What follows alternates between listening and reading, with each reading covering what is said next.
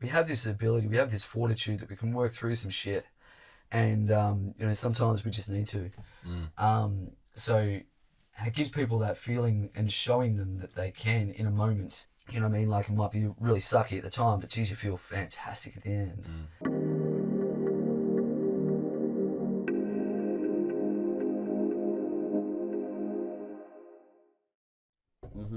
So how you going, mate? Good. Thanks Good. for coming on the podcast. Wow. It's finally Cool. happened. This is different. Yeah. Yeah. I feel like when we met, this was not something either you or I were thinking about. No, it was certainly not. You gave me one of the questions earlier on about what's the weirdest. You've ever been. Yeah, what's the sweatiest? I'm sure today's going to be one of those. But one of the other ones was what the weirdest thing is in the name of health that you've done for yourself. Oh yeah. And I've got to say, this is a bit up there. Sitting down doing a podcast inside a sauna. It's not something I would have thought of before. So kudos to your ingenuity, mate. Yeah. Well done. Hopefully people don't think it's too odd. I don't think it's odd at all. I feel like in the world of podcasts now, like everyone's got a podcast. Yeah. And so I thought, how can we make it a bit different? Yeah. Wow. So we'll see. We'll see how it goes. So far, so good. People have enjoyed it. Yeah. Yeah. How many have you done so far? This is the third one. Yeah. Wow. Yeah. Okay. Awesome. Awesome. It's coming together now. We're doing one tomorrow, and Got another one tomorrow. yeah, Popping them out. Awesome. and then another one next week. Wow. Yeah. Okay. So it's happening. Fantastic. It'll be Joe Rogan status before you know it. You will. Well, I mean, you hear the. I don't know if you hear much of the Joe Rogan podcast and stuff, whether you listen to that. Yeah. But he's always talking about the infrared saunas and how good they are. Yeah. I think he actually uses a steam one. He has a steam one in his house. Right. But he's always talking about sauna. Right. He's a real advocate of sauna, and So it should be. Hey. We'll see how that goes. Yeah, we'll see how it goes. Try and yeah. Jeez, whoops. That's not happening. It just got water, so it's got slippery. Oh, okay. Yeah, true. I can't see the screen. You might be doing a bit of editing. Yeah, I think so. That's alright. All in the name of podcast. Good health. Yeah. So in that case, then, what is the sweatiest you've ever been? Well, I gotta say, probably Thailand was up there that I just recently got back from. Yeah. So, and I really, as far as intensity and stuff like that, I didn't make.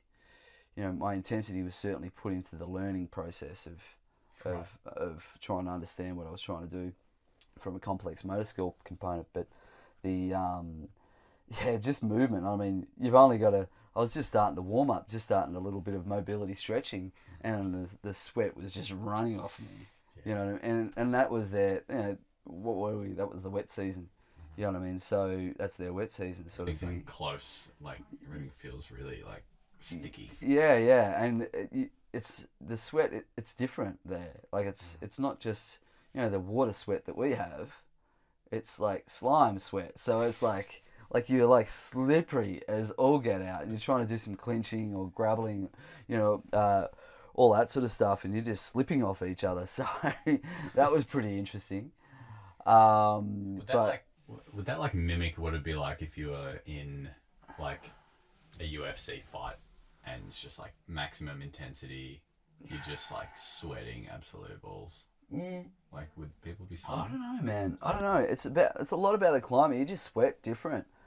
It's just different. I don't know the best ways to explain it, but that humidity just really makes you sweat it out in a different way. It's like slime. Like it's like that thick that you just you slip off everything sort of thing.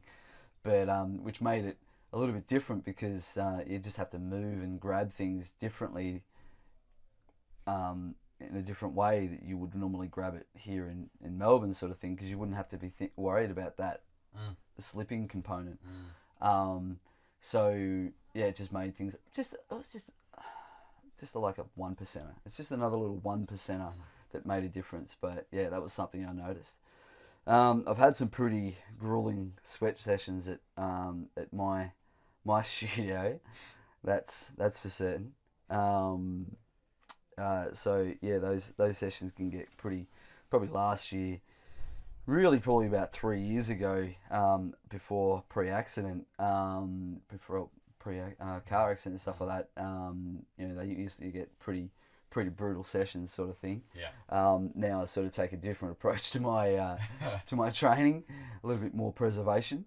But yeah, the sessions in the gym, yeah, I would have said probably about 3 years ago they get quite full on. That's probably the best memory I've got, I think. I feel like I don't know what your sessions would have been like pre-accident, but certainly now, I don't know. I find they're still quite intense. Yeah. Look, I mean, I certainly do. I like to think of I like when I'm building a workout, when I'm building some sort of a program for a particular client. Sometimes I'll build a program and that particular movement pattern might be suited to a fair majority of my clients that I might be having for that day. There might be just a few little tweaks that I make here and there for people with restricted hip movement, ankle, shoulder, knees, whatever it is, just slight variations. But mostly it's normally just down to a range of motion that you'd slightly change. So as far as the difference in workouts, I was a lot of repetitions pre-accident. Yeah. I was a lot of repetitions. Like Now, burpee kind of. yeah, no, you do the famous, 21, 15, 9, just like a normal CrossFit sort of scenario workout, or you might do, you might do your hundreds, sort of thing. A lot of cardio. There would be, there was a lot of strength, but it was a lot of also lactic tolerance training. So when you're talking about a lot of when you're talking about strength and endurance, two different things, two different methods of training, not to be confused with either one. That you're training for say repetitions, where you, for an endurance perspective, you're training through lactic tolerance. So that can be just down to holding a position, either into a eccentric position or just holding to say a push-up position, sort of thing. But yeah, it just depends on what the client's trying to achieve out of their workout, their training with me and stuff like that. What they're trying to achieve, not really just from the training. It's actually what they're trying to achieve, what the training is supposed to be doing for them, and improving for them. So I've got a client that he rides a lot, so does a lot of Ks, so he needs good lactic tolerance, but he also needs to have he likes to power out of his away from the pack on the bike or something like that. So the fact is that he needs to build his lactic tolerance. We manage it back to a perspective where the lactic tolerance isn't no longer an inhibiting factor to him, so then he can actually have some ATP to actually power out of the position that he needs to get away from, be it up a hill or whatever it is, up an intensity. So he's quite a strong fella, so he's got a lot of strength behind him, which is your ATP. But yeah, it's where he struggles is obviously that lactic tolerance sort of thing. So which requires a lot of energy with somebody of such a solid, strong build. It's going to require a lot of energy. So yeah, but is lactic tolerance something that like over time you just build a tolerance to the pain pain's still there, the lactate's still building up in the same levels, but you're just kind of more used to it, Yeah. and therefore you can power out of it more easily. Yeah. Because So. you're like, the pain cave, I've been here before.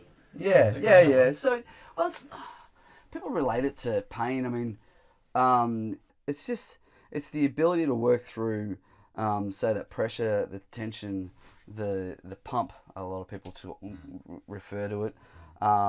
So just that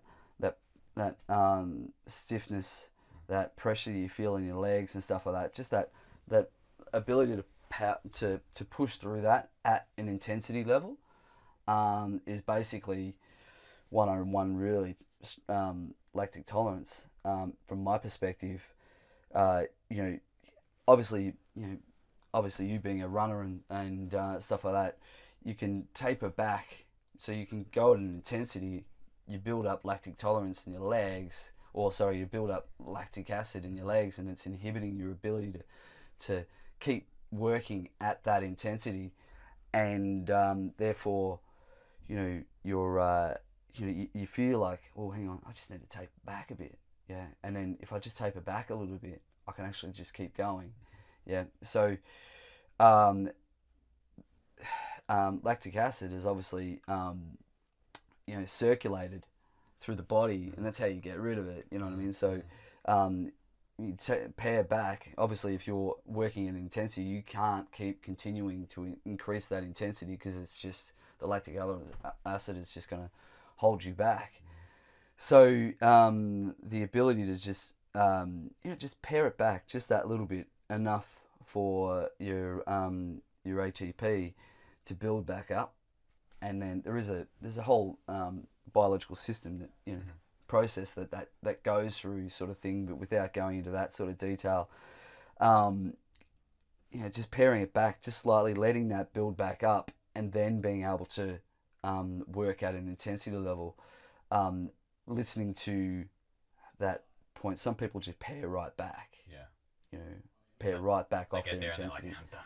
Yeah. So, and just, no longer like their intensity just drops right back. Where if they just held just a slightly less intensity, continue to work at that pace, and then they'd be able to just build up enough ATP to then manage their power output to continue on. Right.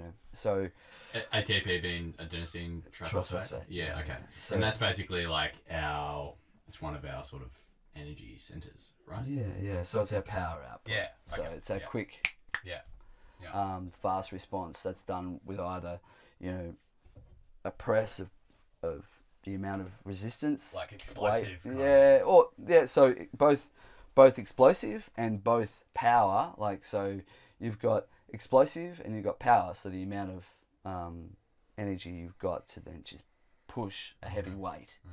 So slowly and controlled, but with as much effort as you possibly can.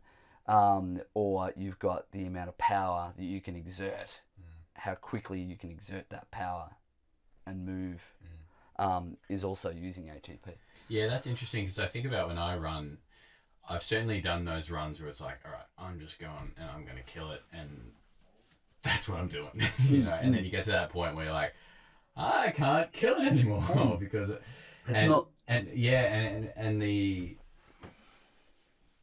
I find the place that you generally go from there is like stop and rest, or like, I mean, I always make a point.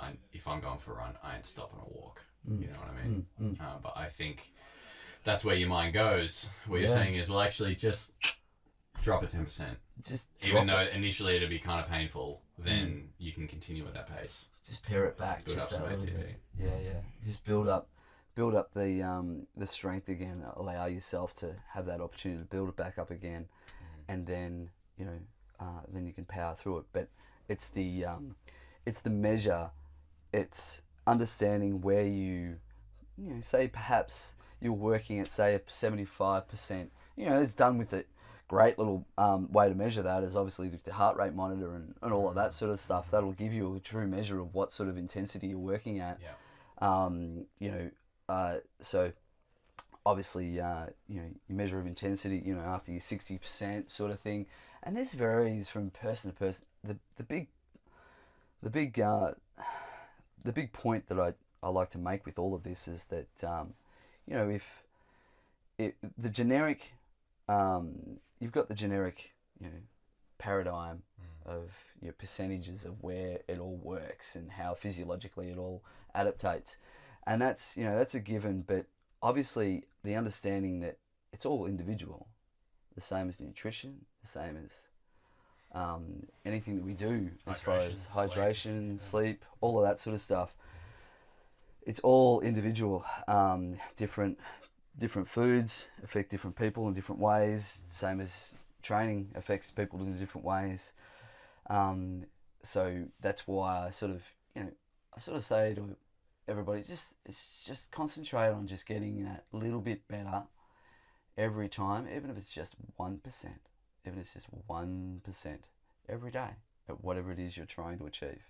Just 1%. You're getting fitter. It's 101 fitness. Yeah, exactly. It's 101. It's, you know, I personally, I really don't like to overcomplicate the hell out of things. You know, I like to keep it, you know, keep it simple, stupid. And, you know, it's just trying to improve that movement, trying to improve that whatever factor it is in life, to then being able to get it that little bit better. And what we were talking about there was with lactic tolerance, and the reason why we're on this topic is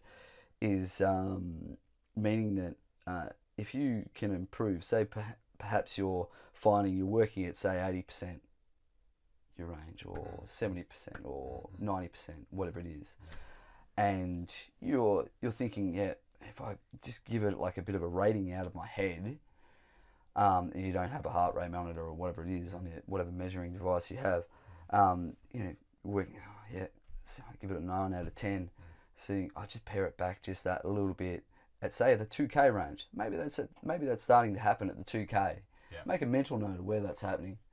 And the beautiful thing with you know, iPhones and all of that sort of stuff, the technology we have these days, we can really measure it and understand at what point we're starting to really start fatigue. You know, the heart rate monitors and stuff like that gives you a real good understanding about, okay, what percentage you're currently working at, and hang on, lactic acid is becoming too much to bear at 2K. Yeah, at 2K after going at whatever percentage I think it is. Whatever percentage it is. And then, say, the following training session, 2.1K, 2.2K the following. You know, it's just that slow progression.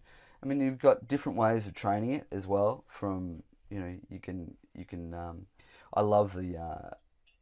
I love the pyramid sort of perspective, the lineal pyramid perspective, where you'll go up in intensity. You know, you work at a rate, and then you just drop it off just slightly.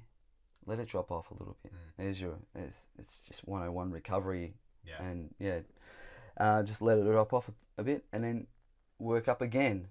You know, let it drop off a little bit, work up again. So what I mean by that is, like, okay, so Monday you go for a run. You're hitting, you know, okay, I'll hit 2K. My goal, you know, my intense run for the week might be on the Wednesday. I'll go 3K.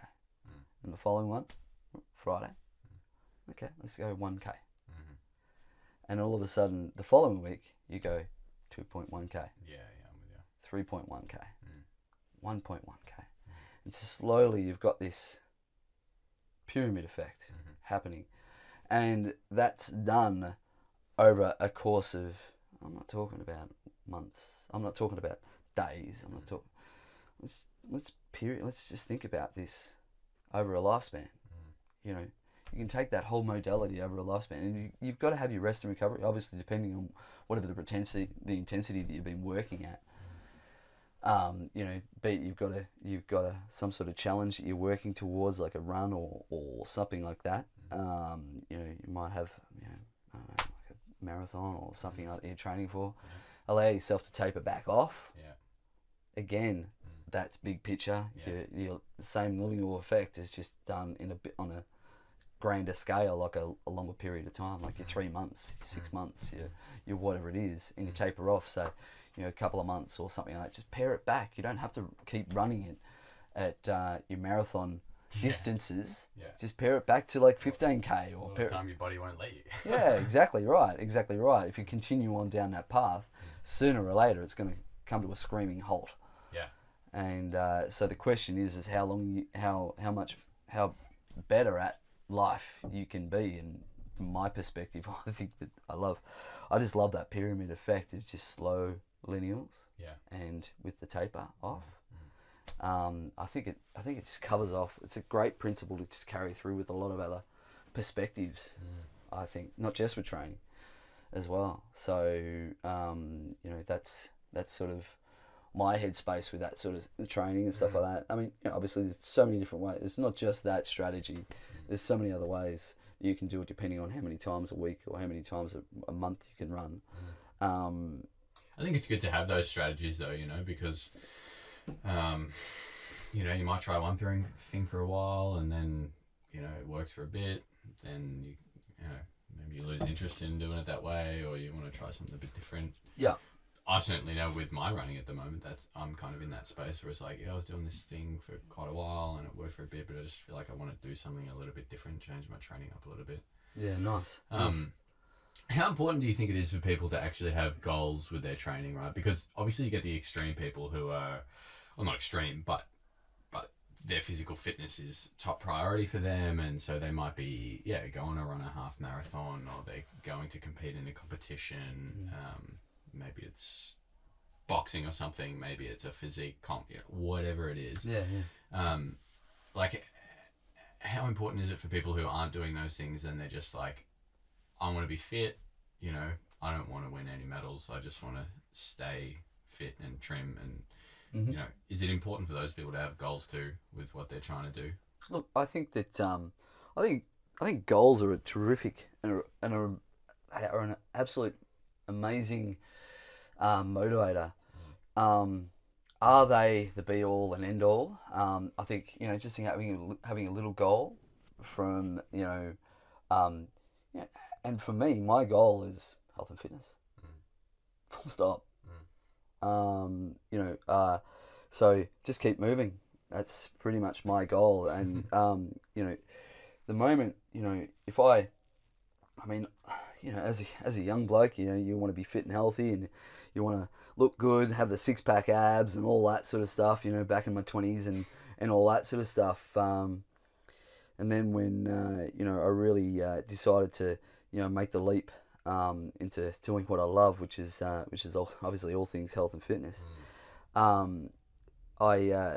My perspective changed, because obviously having kids and family that's my priority. That's my number one.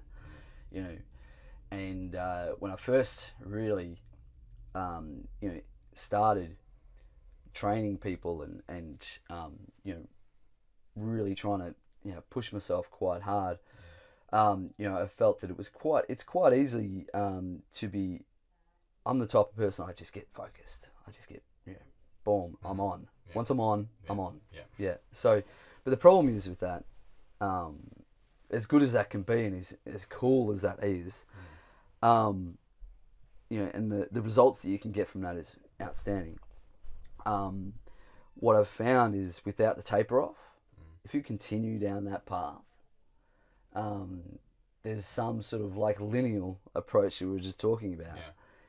There's going to be that level that you hit and you hit the wall. Yeah, so be it that, if you've got family or whatever it is that are also, living in your world as well, like my kids and stuff like that, they need my attention, they need my help. My wife needs my help.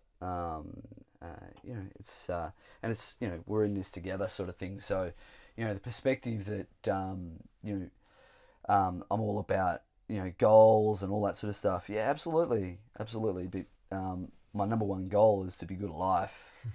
Yeah. So, or get that little bit better at life. So, like everybody, I suppose we've all needed to make some adjustments through whatever choices you learn from your life, and you sort of build on that. From my perspective, it's like, okay, no, let's just keep it in perspective. You can still reach your goals, but give it the due diligence in time frame. you know, if it's going to take you, like, okay, you say for whatever reason you're trying to you know, shed a heap of weight, you've got a body shaping, a body transformation competition you want to lead to, you know, which is awesome. You know, that the level of focus you need with that, not just with your training, but also your nutrition and all of that sort of stuff, and some other topics that often gets missed. But you know, the level of focus you need with that is pretty extreme, and the support that you need to have with that from, you know, your family, your girlfriend, whatever it is. Those things, you know, these guys are going, yeah, so we love you, we want you to focus on that. But you know, at some stage you've got to bring it back to us. Yeah. So and you know, that's the perspective that I like to keep with you know, because without that, you know, one of the big things with that I've found too is you know, there's so many facets. Obviously, they can't keep training at that massive intensity. Yeah. They can't keep that up because somehow, some way in their life, something's going to give. It's Something not sustainable, right? It's not sustainable. Yeah. So, you know, in order to make that, one of my key principles, I suppose, one of my key acronyms is one of the ones that I learnt from my personal training course as learning how to become a personal trainer was you know, the Smarties principle. Yeah. Something you can stick to for life. Moderation. Yeah. Yeah. You know, effective. You've got you've got is it real? Is it realistic? Can you achieve? Is it realistically achievable? Do you have some sort of injury that's holding you back from achieving what you're trying to achieve? Or is the time frame, you know, that you're giving it, that's the next one too, time frame. Is it going, do you have enough time to achieve what you need to achieve without losing every other facet of your life, or what's going to be sacrificed to get there? And, you know, sacrifice is obviously, for anybody who wants to try and achieve something, there's always that level of sacrifice that you've got to make. But, you know, at what cost? Yeah, I think it's finding that balance, you know, and those words are words of wisdom, you know, like in moderation. And I was chatting with Peter Linzeris. He runs the water filter company, and he said to me, Alex, what I always say to people with their health is, like, if you can't do it every day for the rest of your life, then it's probably not something you want to pursue. Ultimately. Yeah. Right. When it comes to like a holistic approach, right? And I think that kind of backs onto what you're saying is, yeah, like having that perspective of all the other stuff that's going on too, right? You know, there's more facets to life than just health and fitness or work or your relationships, you know, and you can have great relationships, you can be madly in love, and you can have really beautiful relationships and friendships. But if your business is going down the toilet, you know, because you've got to balance that out a bit. You know? Yeah, absolutely. And yeah, I think that's just a really important thing to think of, you know, and I think it's also a barrier too for people sometimes when they want to do something with their fitness, for example, and they're, oh, well, I've got to go and like run this massive run or do this big thing, and it just becomes too hard too quickly. So, just take it easy, man. You know, just do small things every day. Perhaps that early planning, I found, from my perspective, say for instance, just using one little thing as an example, obviously martial arts being one of my key passions, the training for my second degree, which is 20 plus rounds. I can't remember exactly how many rounds it was off the top, but it's 20 plus of pad work. There's some sparring involved in it and stuff like that. You're working to a pretty optimal intensity.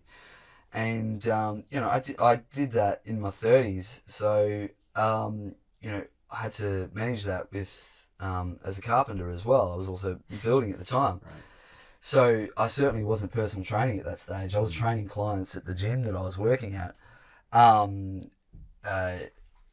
but at the Muay Thai gym that we were training at, and it was also a personal training studio as well. So, doing a bit of voluntary work there, trying to learn as much as I could, but and as well as that, training up for the second degree, I found I was able to get through the training, the intensity that I hadn't worked at since my 20s, when I was training, trying to work towards a Muay Thai career in fighting and stuff like that.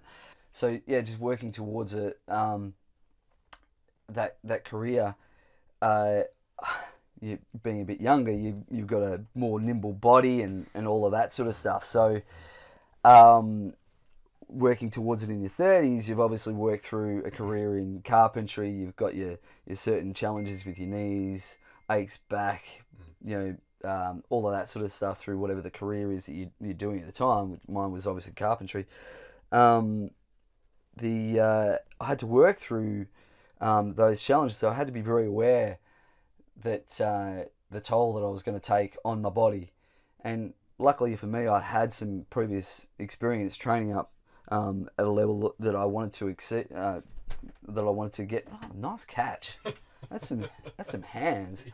So that I wanted to get to, but with predetermined expectations of my own. But the drama is that okay, I need to think about this. I need to actually plan this out, and it's not going to take. I can't do this in 2 weeks. I can't do this in 1 month. I'm gonna, hurt myself. Yeah. Do a hamstring or something like that, and all of a sudden break up with your girlfriend. All those sort of dramas. Cause some massive friction. Or just because I get pretty passionate about this stuff. So I knew that I was going to have a crack. Yeah. So, and, I said, yep, I want to do this. I made the agreement. So I went bull at a gate. And, but I planned it out over a period of time. I worked started working towards it from about the 6-month period. And then just working on complex motor skills, just trying to get the ability to move properly, and which sounds funny from people outside looking in. Haven't you been doing this, Max, for like 25 plus years? And I said, yeah, but hang on, you haven't been working at the intensity, so obviously technique and stuff like that. And you're being critiqued when you do a 6-degree grading. You're being critiqued, so you want to try to achieve the very best that you can, and obviously being critiqued is part of the learning process. So without the learning, without the being critiqued, you don't necessarily learn. But understanding the fact is that on a physical level, I needed to plan for this. So, and that's what I did. I planned for it, and it wasn't until the last 3 months before the grading that I started to work at a massive intensity. And that's what I did. I just, once that 3 month sort of period hit, I knew that it was go time and start to work on that intensity, build the lactic tolerance up, build my ability. First week was was 3 rounds. Second week was 4 rounds.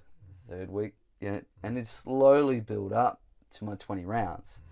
So even when I got into my grading, I had, as I was dealing with some sciatica and stuff like that, I got a few strategies from, lucky for me, my brother-in-law is physio.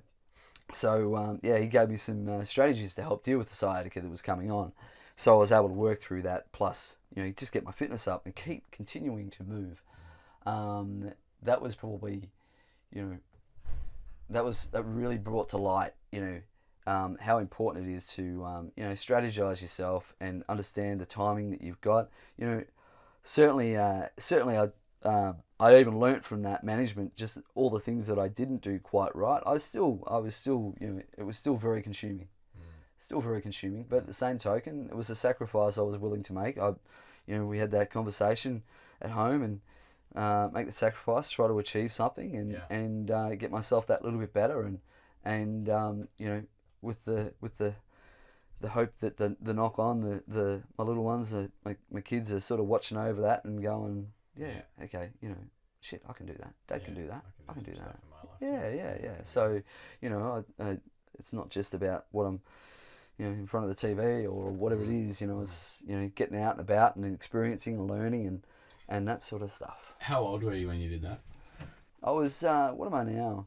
42 now. So it was pretty much about 8 years ago. Yeah. So, so about 32. 34 sort of thing. So roughly around about that time. And then, when did you have your accident? My accident was what is it now? We're now 3 years now. So just over 3 years. So that was a car accident. Yeah. So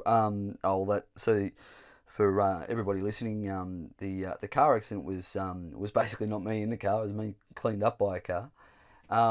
Crossing over a set of lights, just like not even 800 meters from my house, and crossing over that set of lights, and the guy, which is still an argument, but you know, my story of it is that, not that it's worth that much because I can't remember a damn thing.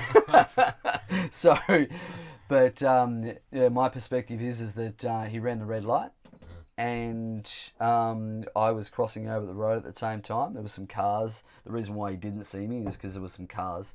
It was like a van or whatever it is. So as you creep past the cars on a push bike, you know, all of a sudden, you know, he wouldn't have seen me before the car, a long truck or whatever it was. You know, I'm crossing over, and all of a sudden he's cleaning me up, bang. And so with that, how fast was he going? I don't know. Wouldn't have a clue. I don't think it wouldn't have been very fast. It wouldn't have been very fast. It would have. It might have been about. I don't know. It was enough to break the windscreen, apparently. Okay. So all the details of it, it's all a little bit hazy and all that sort of thing now, which I'll explain a little bit in a moment. But so cop the. You know, I can remember the car. I've got a vague sort of recollection of this white I think it was a van, hit me, and you know, that's basically all I can remember of it. And so because obviously in that stage, as people could, you know, probably well understand, when you're in that when you get hit with a collision like that, you know, your memory sort of tends to shut down, and for the sake of body all the unimportant stuff turns off, right? Yeah, exactly, man. So anyway, so I broke my leg, broke my fibula on my left, in two places, which I now have a plate in the with 9 screws in it, I copped some pretty severe, a bit of a head injury at the top of the on the left hand side of the face there, and basically, apparently, it's funny though. The body's an amazing thing. Apparently, I got off the road. Of course, I don't remember any of this, but apparently after I was hit, I got off the road, stood up, because it was only the fibula, so it's a non-load bearing bone. Right. So it's not like it's still a bone in your. So obviously you got your tibia, which is the main big bone that sits down the shin. Right. But your fibula runs down. It's the small bone that runs down the side. Got it. Yeah, it runs down the side of the leg. So it's not really a load bearing bone. It does, but the amount of load is nowhere near comparable to the tibia. Anyway, so I was able to bear load on my feet and drag my bike off the road, and apparently I collapsed. Oh man. So and then after that point, I remember waking up in the ambulance, still on the side of the road, just not far from our place, and I've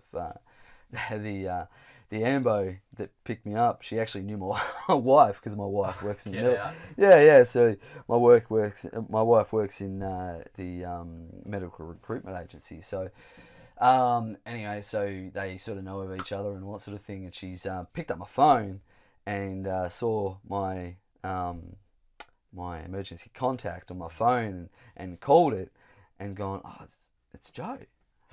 So she's like, oh shit. So yeah, small world. But anyway, so I'm chatting to Joe. I'm like, yeah, listen, babe, everything's cool. Apparently, it was all very calm and all of that sort of thing. It wasn't like I was moaning and groaning and all that sort of thing. Apparently, it was really calm. And yeah, she calmly met me at the hospital. I was there overnight and got my face. It was like some sort of really minor facelift to the left side of my face, and started the rehab from there. I think it was about 12 weeks in a moon boot and walking around and all that sort of stuff. Which So what was going on with your head though? So with my head, it was a severe laceration or cut at the side of the head, and apparently the impact sort of pulled part of my skin or something like that down. The way I understand it, it sort of opened things up quite severely.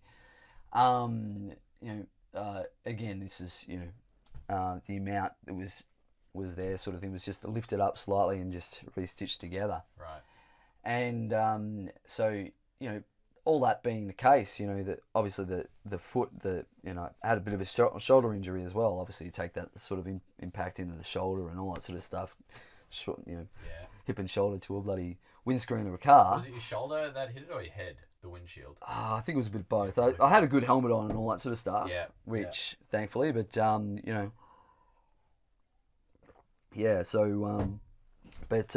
copped that collision. Yeah. And so got home. It was actually the day before my birthday, so it was on the 11th of the 11th of the 9th. So my birthday's on the 12th. Yeah. So you got hit on the 11th. I got hit on the 11th. Right. My So birthday you was hospital on your birthday. Yeah. So it was a bit of a stuff around as well, because I was supposed to be holding pads for a client and a friend of mine. She was doing her second degree. Oh. So I did my second degree in karate, and she did her second degree. I think it must have been about 2 years after mine. And so anyway, I was holding pads for her, and I think it might have been longer than that actually. But so I was holding pads for her in her training days for that grading. So we had to go to a big seminar that was there. I was supposed to be at that for that one, but I obviously didn't get there. So then you had 12 weeks moon boot. 12 weeks moon boot. And slowly getting it better, mobility, working through the process, obviously understanding the only way I'm going to get better is actually do the homework that I get given. So I get given some homework by my physio, and I made sure I did it. Everything that they asked me to do, I did. I still train. So You're just hardcore, man. Which leads me to one of the stupid things that I've done is probably training on endone. So that didn't lead to a very good result. So it's not one of my finest hours. So throwing up in the toilet and all that sort of stuff. Oh man. But the Pepsi challenge was thrown out there by a client, and I'm like, oh yeah, I can do this, no dramas. I'll jump on now. I got my moon boot on. Challenge? Oh, the Pepsi challenge, meaning do the workout with me. Right. So, okay. Yeah. Anyway, he's like, oh yeah, we'll just adjust it. I'm like, yeah, I didn't tell him about the endone, and I was on for the pain relief. But training away, and then realizing, hang on, dumbbell snatches while wearing a moon boot, and that might necessarily raise my metabolism. It might the up and down motion might make me feel a bit crook. I didn't really think that through too clearly, but so I trained through that. A lot of single leg deadlifts, single leg squats, all that sort of stuff. Pistol squats, all of that sort of thing. Push-ups, bench press, all the things that you can do seated and that keep the weight off the foot and all that sort of thing. And still did some karate. I was still karate and all that sort of stuff, which in a moon boot isn't the smartest move. Yeah. So you try to throw a round kick with a moon boot on. I feel like that's gonna hurt. Yeah, it's no fun. So on a slippery floor, you've got the moon boot. If the moon boot's your supporting foot, then the plastic on the bottom of the moon boot just slips on the Right. wooden floor. And See you later. but I didn't fall. Thankfully, I slipped, but I didn't fall. So That's determination, dude. Like, yeah, well, from my perspective, it was all about headspace. I felt that if I stopped, I wouldn't get back on. Right, it was just my headspace. It was dealing with that fear at the time. The fear is that, geez, I'm just going to go back to square one. Everything I've worked for, it's not going to happen. Bugger that. Everything I've worked for to get to this point, I'm going to go back to square one just because somebody decides to clean me up in a car. Stuff that. Yeah. I'm not that person. So how long did it take you to like come to that decision? Straight away. Yeah. Nah, there was no stop. Yeah. It was people, I'm hopping around with a moon boot on the day after sort of thing, trying to get around. It was literally, I decided when I got home, or actually in the hospital, this is how I'm going to actually do things. I'm going to keep going. And that was the decision. It was like, it was not, you need to stop and pare it back. It was, no, you need to keep going, because if you stop, you are going to be way behind. And I'm not saying that's the right mindset to have. I'm just saying that that was my original experience. There's some stuff that's a powerful mindset to have. Yeah. Because see, especially in that case, I mean, maybe not training on endone, but that whole thing of like something really bad's happened, and you can choose to focus on how bad it was and how the guy driving the car was a piece of shit, and blah blah blah. Yeah, blah. exactly. Yeah. And how you're never going to be able to train the same again, and then it's just this downward spiral. Yeah. Or you can Choose say, to. you know what, I'm going to keep going, man. Like, this is just a speed bump in the road kind of thing. Exactly. So, and from my perspective, understanding stress and understanding headspace, there was whether or not the guy was in the wrong, whether or not I was in the wrong, all of that sort of perspective. It was an understanding of a little bit of humility, to be honest with you, because if I were to turn around and say, oh, this is all this guy's fault, what a prick, all that sort of stuff, and get caught up in that headspace, that's part, in my way of thinking, that's part of the challenge. That's part of that's a headspace that's going to hold me back. Yeah. You know what I mean? Like, all I'm going to do, what am I going to do? Turn into this bitter, twisted person? Yeah. Yeah, nah. I think a lot of people go for that road, man. Yeah, but like, stepping outside that road and understanding that little, like, that moment of humility, you know what I mean? That moment of, hang on, you know what? I've made some stuff up in my time. I've stuffed it up. So, what happens if I did stuff it up on today? What happens if I crossed over on the red man? What happens if here I am, shit canning this dude? What kind of guy am I? Yeah. So, it was like, no, I need to keep my head right, and just literally just move forward and say, hey, either way, I've got to keep moving forward, and dipping into that headspace and saying, okay, shit, I need to. This guy's a prick. He's an asshole. All this sort of thing. He's done this to me. How dare he? All this sort of stuff. That's victim mentality, man. Totally. A victim mentality. I'm not a victim. I heard this good one once. Like, whenever you're pointing the finger, there's three fingers pointing back at you. Yeah, absolutely, absolutely. You hear the stories about, those who live in glass houses shouldn't throw stones. But every house I've come across, man, has got a bloody window in it. That's that's the reality of it. So you can't turn around and get caught up in that headspace. Well, at least I don't. That's my headspace with it. Do you think your training from prior to your accident helped with you?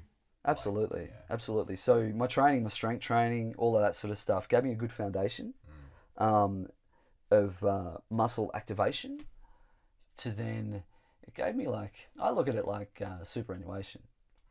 You know what I mean? Like you're putting some money away Yeah. for that rainy day. And Yeah. guess what? It was bloody pouring at that stage. Yeah. So, but I had some money away. Yeah. So I had something to fall back on. I mean, how many successful people have had some form of practice of physical work as they grew up? You know what I mean? Yep. Because you just, like, I always found it as those instances where you're in the gym and, like, you're in pain and it sucks and you're pushing hard and you're trying to do this thing you haven't done before and then you do it. Like, everything that happens in those 20, 40, 50 seconds, if you stretch that out over, like, a year or 2 years or 5 years, it's the similar things that you experience in life. You know, only when you're working out, it's instant and you're there and it's physical and it's real. Yeah, you know what I mean? And absolutely. So to be able to get used to being in that state and then working through it and succeeding, even if it's just running 1.1k instead of 1k, then you're used to dealing with crap as it comes up, basically. Yeah. I mean, I think that's the big attraction, to be honest with you. I mean, when this massive surplus of health and fitness is becoming to this into this world of ours, is, it's really taken off. And I think that, people talk about, six-pack abs and, the aesthetic stuff, or, the cosmetic stuff, the stuff that's just the superficial components. Yeah. You know what I mean? I think the perspective of understanding your ability to work through some crap builds fortitude. And that's a word I love. I love that word, fortitude. It really does strike a chord with me. That we have this ability, we have this fortitude that we can work through some shit, and sometimes we just need to. So it gives people that feeling and showing them that they can in a moment, in 45 minutes or an hour, whatever it is, through a workout of just pure suck. And you know what I mean, like, it might be really sucky at the time, but geez, you feel fantastic at the end. So, and I know that I do, and that's my, it's, people go, oh yeah, you're feeling serotonin rush and dopamine. Yeah, all right, whatever. You can get as technical as you like about it. I mean, I love my technical stuff. I love all that sort of stuff. But at the end of the day, it's more about how I feel. How I feel at the end of the day, I feel fantastic. I'm just going, I've just pushed through that sucky, bit, or I made myself uncomfortable today to work through it and show myself that I've got some fortitude, that I'm able.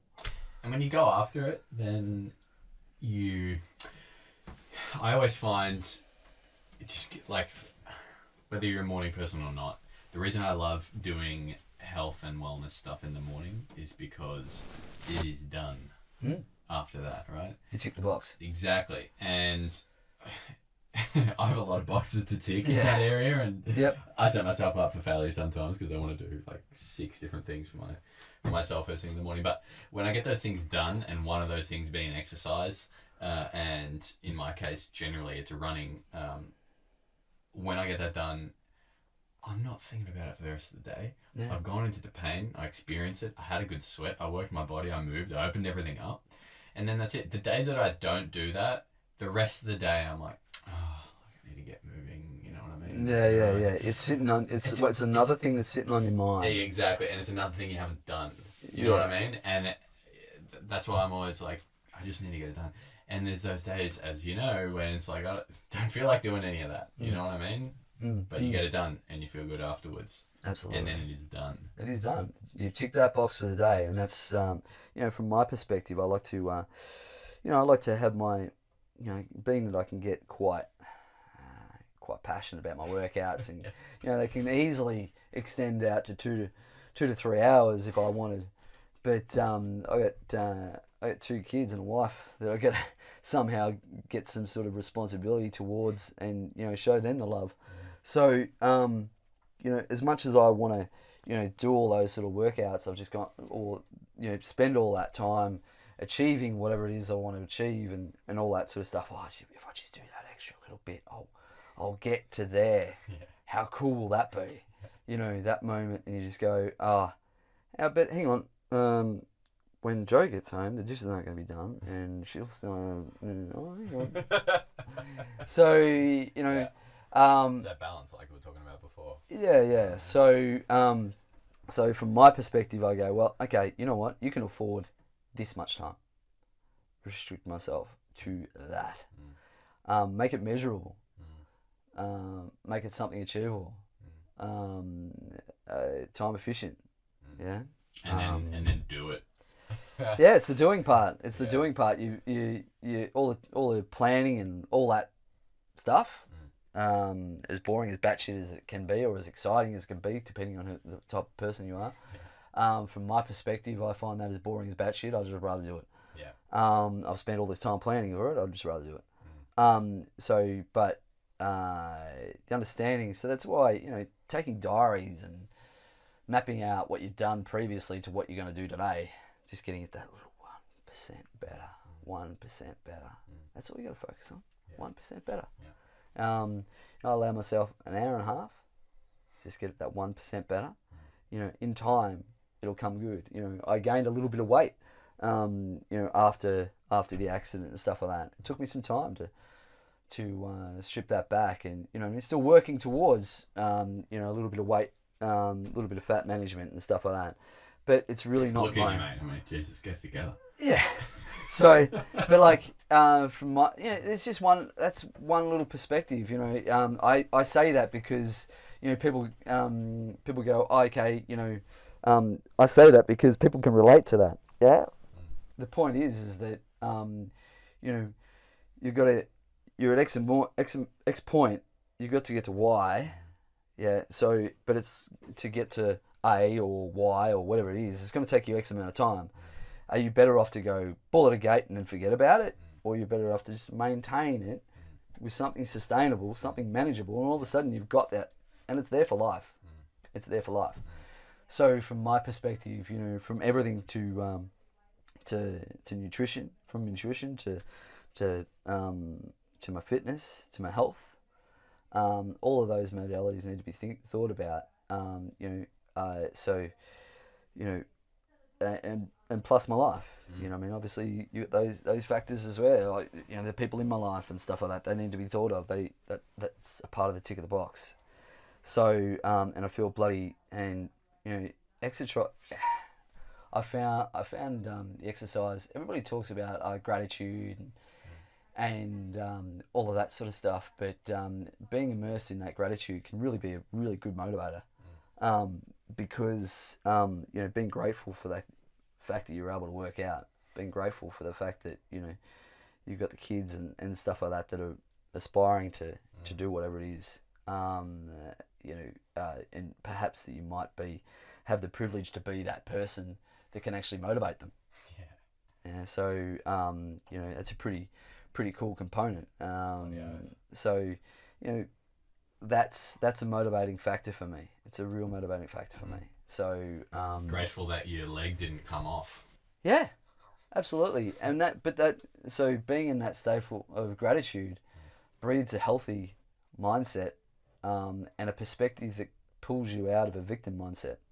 So obviously that prick, that bastard, whatever it is, victim, gratitude, that's not exactly a victim mindset. Well, you wouldn't be the person you are today if it wasn't for that accident, right? Like you can see the positive in it from that sense. Absolutely. You know what I mean? Absolutely. Did your mindset? Of course, it would have. You know, like how did your mindset change after you had that accident? Like there must have been a shift. It wasn't after the accident. It wasn't. I had the perspective before pre-accident. It was it was the perspective that I had pre-accident that worked me through the accident.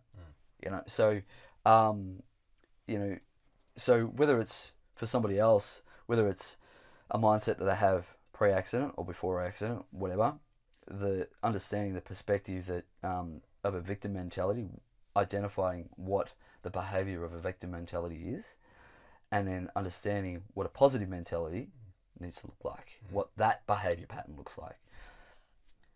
Lose the focus on the victim mentality. Just lose the focus. Don't even go there. If you find that you're shifting toward that prick, that arsehole, nah, but fuck, I'm really grateful I'm here. That's the shift. As soon as you feel that drift towards an asshole sort of victim mentality, you got to shift that shit. Put the focus into something like a positive mindset. Put that focus into the positive mindset, and naturally, quite instantly, you'll actually generate a habit. That's what it's about, generating a habit, because it's a mindset. It's just a habit. 100%. So, generating that mindset into something positive that's going to lead you in a positive direction. Because from my perspective, I owed it to my family, I owed it to my friend, to all those that were supporting me. And that was it was actually, it wasn't really a shift in mentality. It was just the motivation that changed. The motivation increased. Yeah. It was like, yeah, that was the shift. Do you want to keep going for a bit? Yeah. Put some more time on the clock, man. Are you sweating? Yeah. Hell yeah. Sweat over there? Yeah.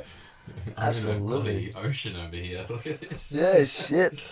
So, if one day I will have the opportunity to be able to talk to more and more younger people about their health, and as I progress, I realize it's something that I'm more and more passionate about.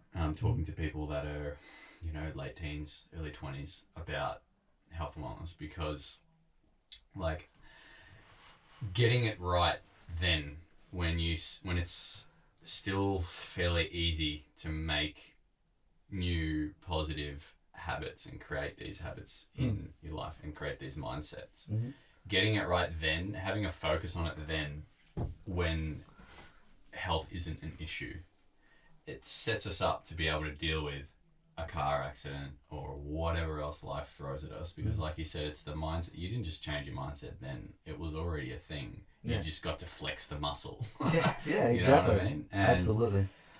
I've been lucky to see just sick people all throughout not lucky, I guess I'm lucky in a way, right? It's what you focus on. To be able to see sick people as I grew up, and for me it was like, well, I don't want to be like that person over there or that person. I don't want to have to deal with that when I'm in my 40s or my 50s or my 60s. Exactly. What are they doing?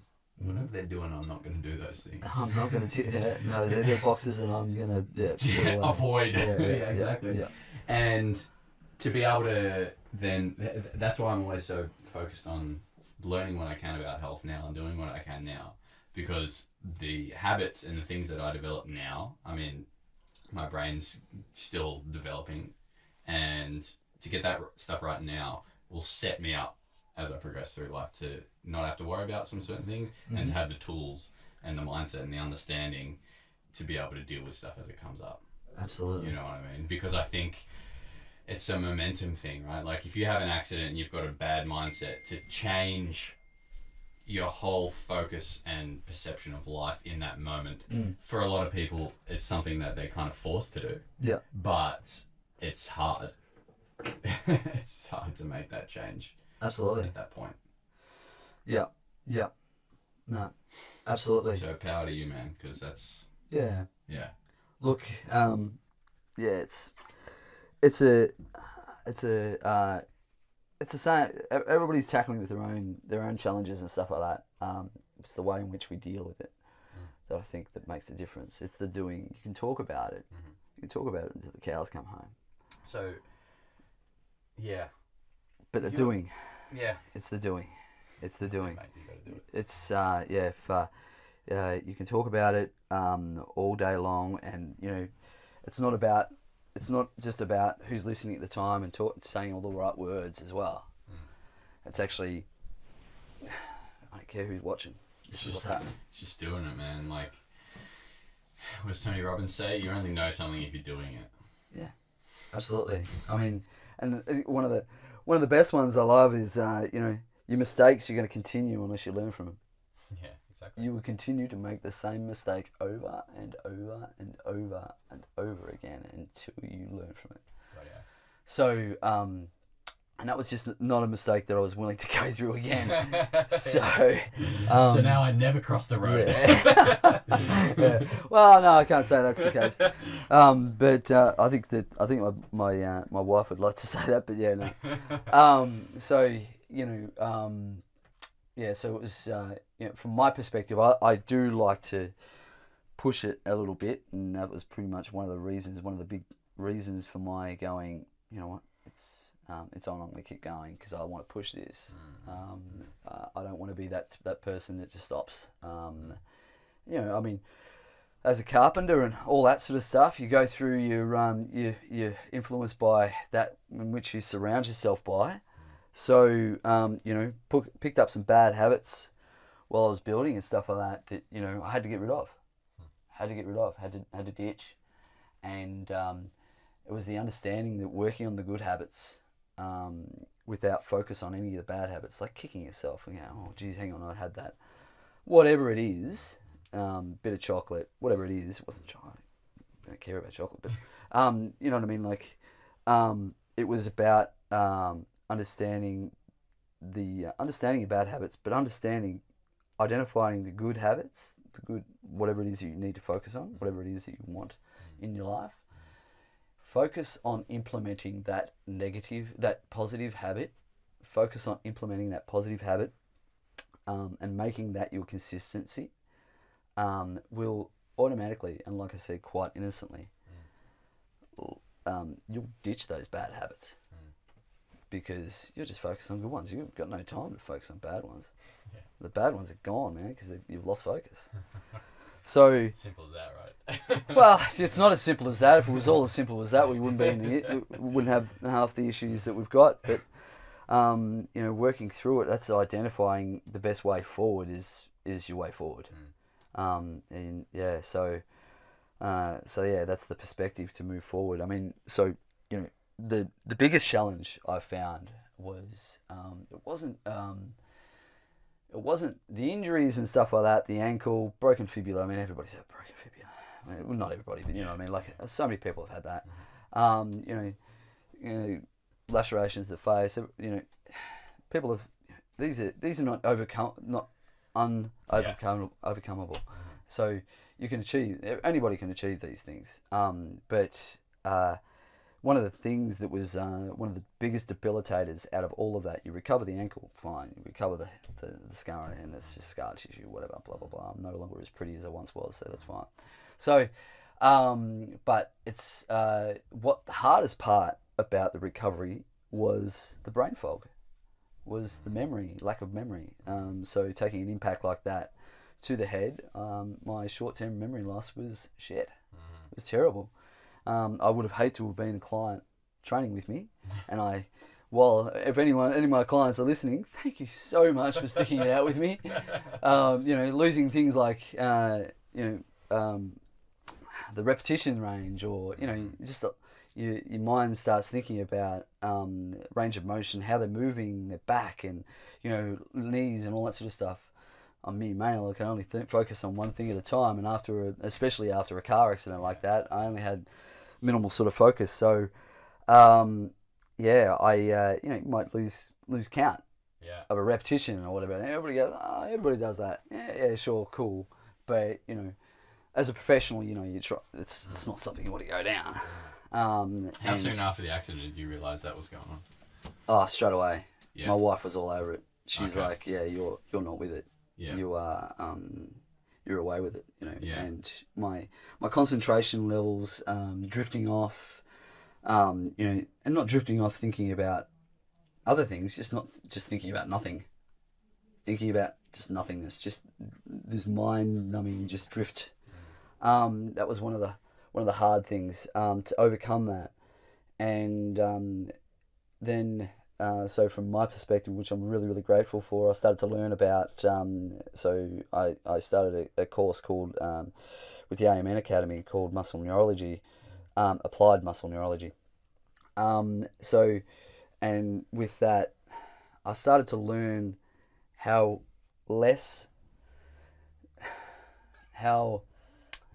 much relevance, it's not just about your movement, your muscle, your body, and all of that sort of stuff. Things like, as we've chatted about, circadian rhythms, things like being exposed to particular elements, environmental, stress management, all those sort of things that I was sort of naturally already doing.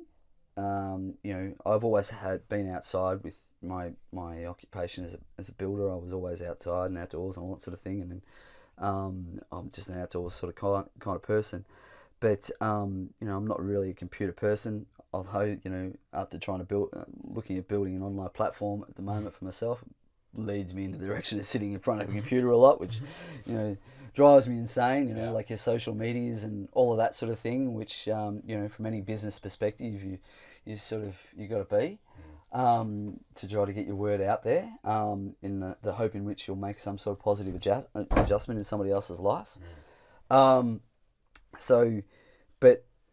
It was. I learnt a lot about.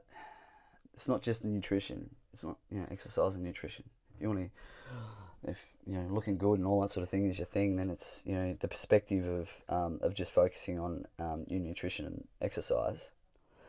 It's tunnel vision. There's so much more going on. It's such a broader spectrum than just that. It's your environment. It's how you're managing stress. It's how what sort of sunlight you're getting throughout the day. You hear people talking about things like I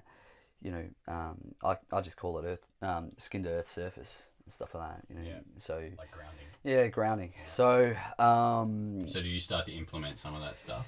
Yeah, I found the implementation of that into a daily habit a pretty big influence on my day. Yeah. So the way in which I'm feeling through the day and the way in which I'm feeling adding up at the end of the week. What are the sort of things that you started doing?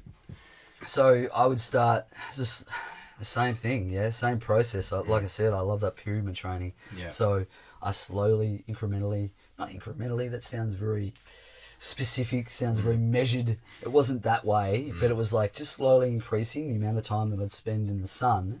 And that's not to say that you spend hours in the sun, but understanding your best part of the day to spend out in the sun, what that's doing for your body. So that's actually just going to give you the motivator to do it. So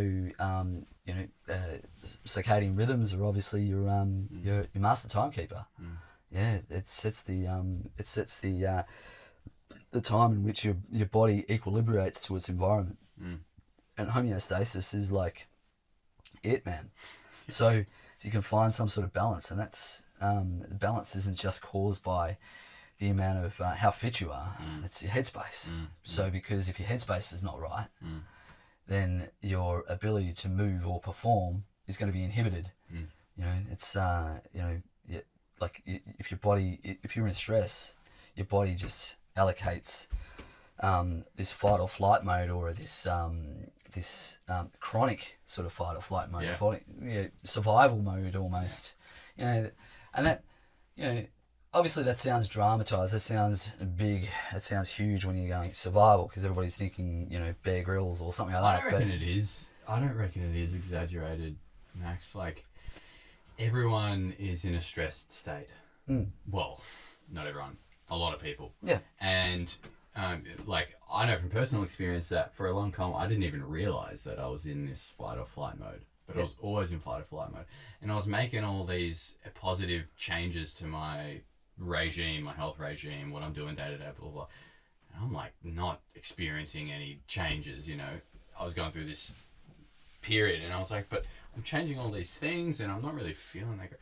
It's because I was coming to work every day, man, and I was having a coffee, getting the adrenals pumping, and work was stressful, And so, and I didn't even realize, I just got used to operating in that environment where like there's a lot of stuff going on, there's a lot of heavy stuff happening, and I'm just trying to like keep the head above water kind of thing. And then, your body can't heal when you're in that state. Your body can't do anything. It's just trying to stay alive, That's and then we get up and we do it all again, and it can actually take quite a long time to get out of that fight or flight, And my partner's a kinesiologist. She says, first half an hour, I'm just getting people out of fight or flight, getting them into parasympathetic rest and digest, just calm down. Sometimes it's the whole hour and a half session, just getting them to relax. You know what I mean?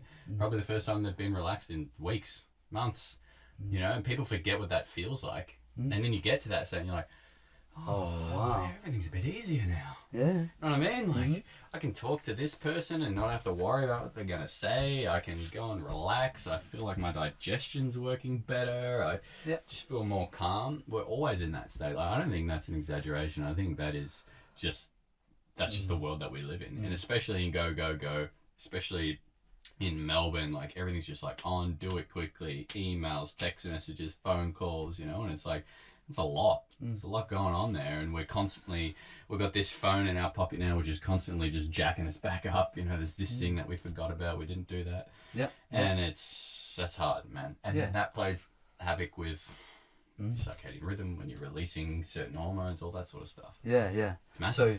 So one of the big debilitators with circadian rhythm, obviously, the better the more in tune you are to a natural environment, and you know, having your eyes exposed to a little bit of you know, understanding about what time of day it is and all of that sort of thing. Is early morning sunlight ideal? Yeah. So the talk is that anywhere between the time of you know, whether your shadow is shorter than you are. Yeah. Is a really good time to be getting some sunlight. So getting a little bit of exposure to the sun and stuff like that. They talk about 45 minutes. Yeah, I don't know, Australian environment, you know, whether that's accurate or not. I'm certainly not the leader in that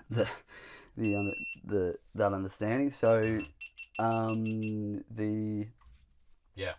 so that just shut down. It did. Yeah. Okay. It's too hot in here for the old GoPros. Yeah. So the understanding that if you're receiving all that stuff, getting a bit of grounding and stuff like that, you're setting up a really good baseline for when you go to sleep. And that good exposure when you're in that rest and digest state, you know, of an evening, is really, really beneficial, because you're receiving. That's when you're in your repair mode. You're just chilling out. Your body just goes into a nice little repair mode, and just that's that. So. You know, with a good night's sleep and stuff like that. That's why it's so important for that. I mean, I say all this stuff, and I do feel a little bit tongue in cheek, but at the same token, because you know, the reason why I say that is because I feel, you know, I like to do what I talk about, and this is an area that I need to work on, because you know, with any business, I'm self-employed. I work from home, I look after the kids and all that sort of stuff, and. Stay-at-home dad is a number one priority, but also trying to grow a business. That comes with a certain amount of stress and a certain amount of pressure to perform, and a certain amount of hours in a day. So you try to achieve as much as you can within an hour, within the hours, outside of those hours. So in all honesty, but at the same token, you know, you understand that you need to improve these things. So that's what I do. I'm you know, slowly improving the amount of time that I get in bed. And you know, do my thing, and just slowly chip away at getting that better, and you know, 1% better every day. That's it. 1% better every day. I don't, you know, any more than that, you know, it can be overwhelming. Can be pretty full on as far as, you know, shit, I got this to do, got that to do. Hang on, I'm adding all this stuff up, and I'm adding to my stress. Hang on, I'm actually working against myself here. So. Yeah, that's why I take the way in which I do things. You know, obviously people have what they have in their lives to be able to achieve what the amount of time. Everybody's different. Not everybody has kids. Not everybody has, you know, their families or whatever it is that you know, they need to think about as well. So they've got a little bit more time up their sleeves, and that's cool, man. That's cool. Kudos to you, man. It's I certainly wouldn't change anything that I've got. At the moment, it makes me so grateful to have what I've got. So, so keeping that focus of getting a good night's sleep. These are just two components. We've just spoke about circadian rhythm, night and day. Yeah. So, the health and fitness isn't just about what you do in the gym or activity wise. It's actually everything combined. health and fitness is everything combined. It's like your nutrition, your management of your environment, your management of your stress, your management of your to-dos, your management of just everything, yeah? Like, how much you're doing, how much gratitude you're feeling, whether you're doing something for somebody else or, all those. And it's not to say that you have to go out and, spend thousands of dollars on charities and all of that sort of stuff. That's extremist. That's not moderation. In my perspective, you can afford what you can afford. If you can afford $1,000, go. For me, $400. I might be lucky, fine, sort of thing, because you're tripping through life. You've got stuff to pay. So, but being happy and grateful with what you're able to achieve, ticking the boxes that you want to tick, and away you go.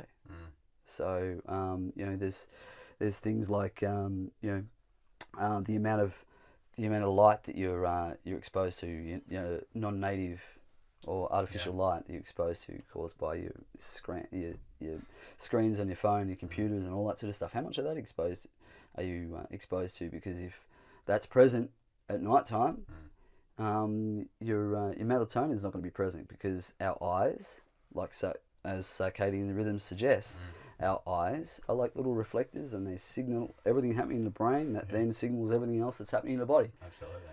So, understanding and accepting that as a point, I think, is a key takeaway home item for anybody. I think it's just, I always just think about it in terms of light and, like, what's the one only real source of light that we have? It's that big ball in the sky. Yeah, man.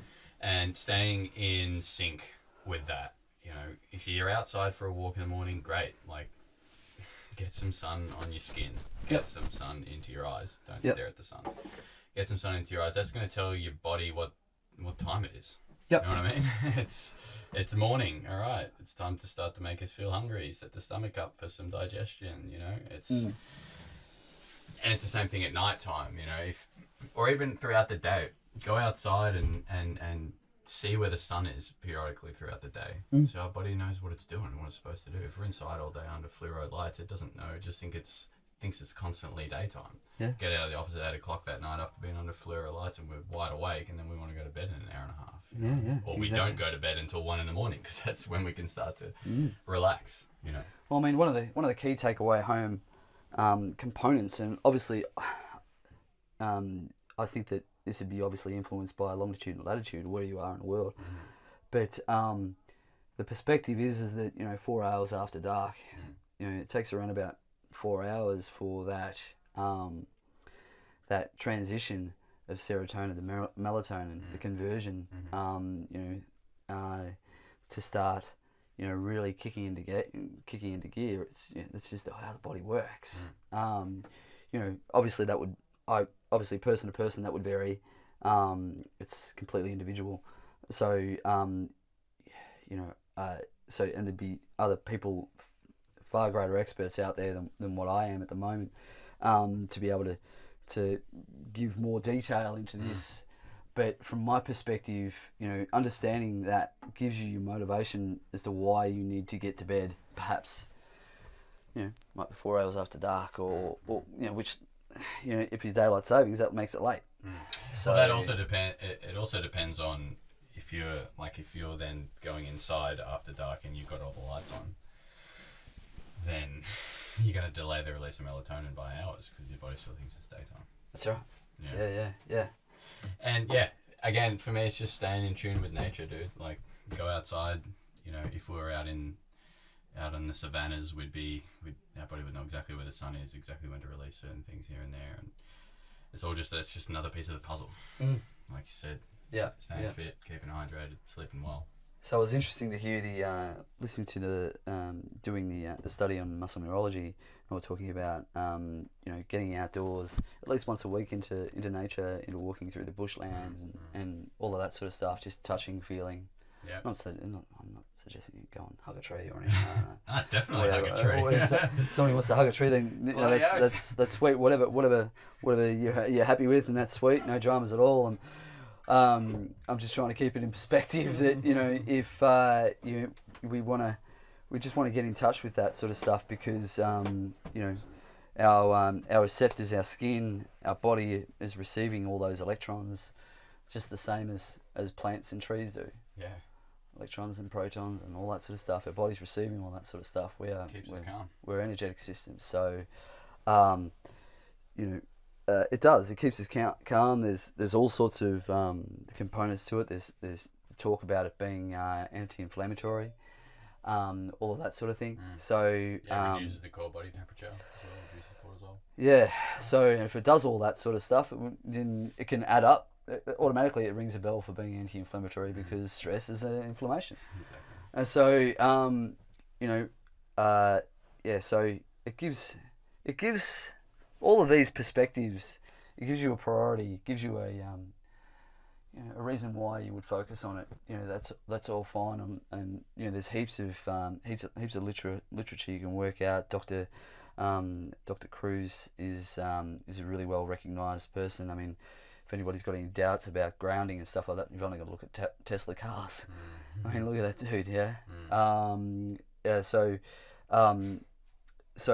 these things, it's just science, man. Yeah. It's science. So there's that perspective. You can take any angle you want, whether it's spiritual, whether it's whatever it is. The evidence is there, and you know, I think that just prioritizing that and making it a daily habit is the big picture. And you know, as soon as you start focusing on and losing focus, sacrificing other components, then it's going to have a knock on in a negative way. So you've got to work out whether that sacrifice is worth it. Yeah. Most people don't know they're even making a sacrifice, you know. Yeah, absolutely. Yeah, the science is always there, but if you're not a scientist, just get out in nature. Get out of the cement playground for a bit. Absolutely. Eat some fruit, move around. Take your shoes off. Yeah. Kick your shoes off and just have people walk around. Yeah. Some grass. Perfect. Now there's going to be all these people walking around barefoot in the burbs. Yeah, I think they look at me funny when Alex, I do we it. got a nail in our foot. Yeah, damn it. You guys are talking about walking around barefoot everywhere. Yeah. So, clean your footpath, obviously. Yeah. I've definitely been caught walking around the neighbourhood barefoot just on all those little metre wide strips of grass in front of everyone's house between where their house is and the road. Yeah. I pick up my son from school and I'm always doing it barefoot. Yeah. Yeah. Oh, yeah. So people are looking at me funny, but that's okay. So yeah. Yeah. Hey, the joke's on them. Yeah. Well, it's been a pleasure having you on, mate. Awesome. Thank you very in. much. Did you have a good sweat? I'm sweating. Am I having a good sweat? I am sweating like there's no one's business, mate. Yeah. So I think this is up there with its sweat range. Yeah, everything's wet now. Yeah. So yeah. Absolutely. No, I appreciate it. Thank you. Fantastic. Thank you very much for having me on board.